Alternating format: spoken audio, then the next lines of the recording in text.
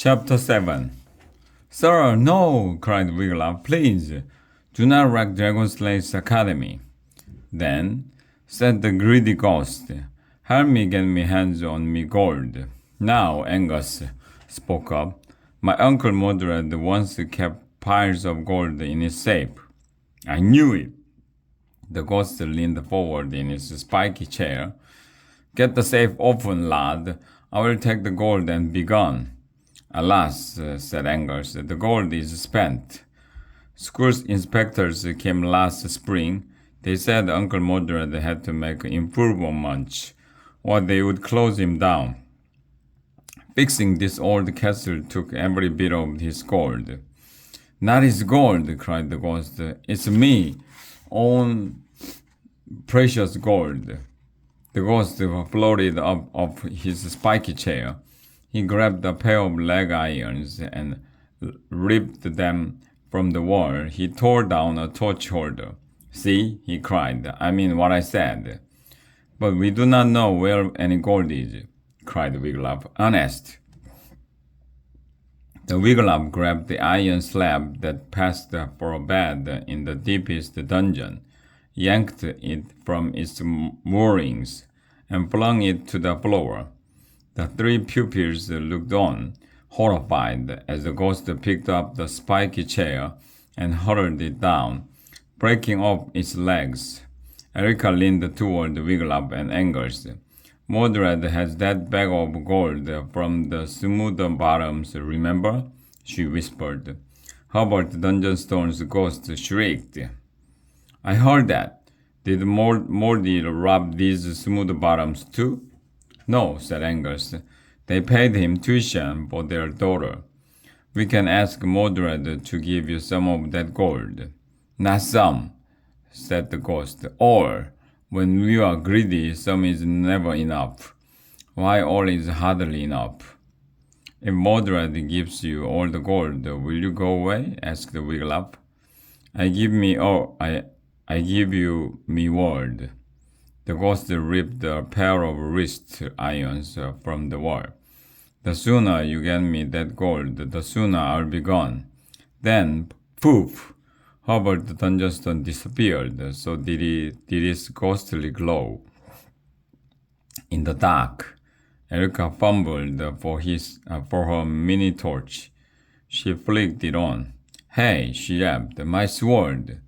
Erica's sword leaped out of its scabbard, flipped, and began slashing at the three. Egad, cried Angus. He hit the floor.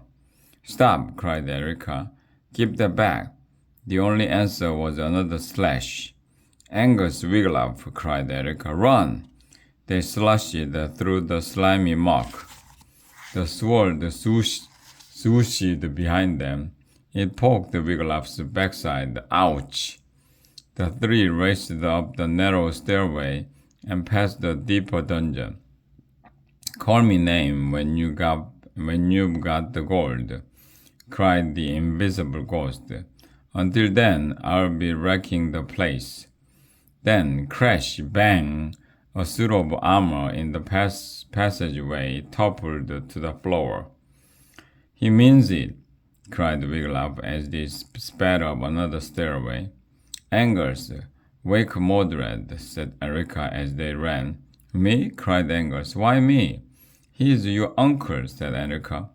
Wiglaf, you wake him. Puffed Angus, very much out of breath, as they reached the ground floor of the essay. Wiglaf swallowed.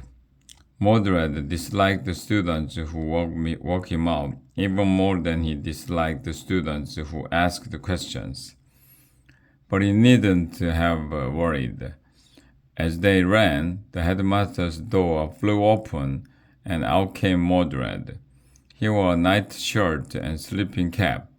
His feet were bare.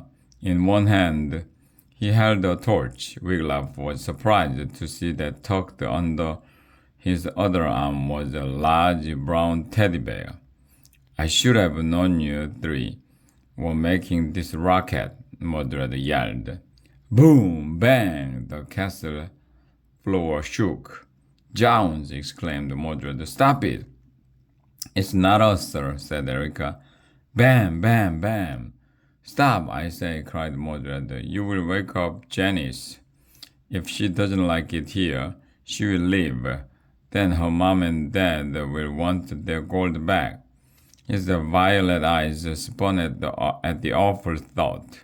Wiglaf glanced up at the landing at the top of the wide stone staircase. There stood Janice.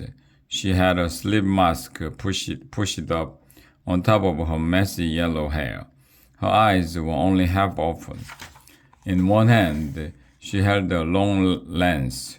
She looked grumpy as she slowly chewed her gum. Hey, Mordred, she shouted. What's going on down there? Go back to bed, Betty Bye. Janice, my dear, called Mordred. We are just planning a little Founders' Day fun.